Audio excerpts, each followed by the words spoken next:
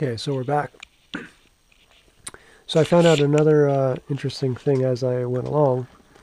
Basically, attached this and this to the base, and they could have designed this a little bit better, but basically, this bolt needs to be just the right length to be able to get out of here to be able to remove it.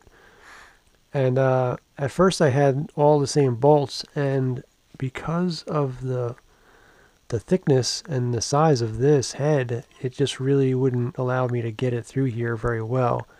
So I found these Allen head bolts, the mushroom head, or I don't know what you want to call that, but basically because that's so thin and curved, you can actually get a little bit of a longer bolt through here, and that fits out. You can remove that pretty easily. On this side, I went with the same head because when it's a bolt head, you can't really get a wrench in there. You can get like an open head, but it's very limited. So basically, I think I'm gonna go with all these Allen heads.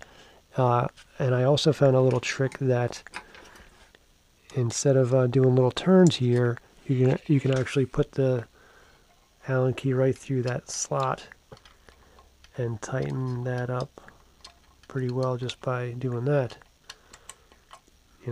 So that came out pretty cool.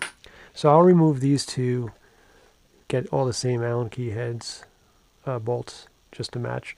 Now on the other side, I wanted to show you this little trick. Basically, I said this has to go in a sequence. So you put this side together. That leaves you with this ring. Basically, you need to take this plate off to get your hands on this plate so that you can fasten this top portion. Basically, that bolt's going to go down like that. And that's going to suck up right to there. And, it's kind of scary because when this is on and you remove these two top things, you hear this plate go clunk.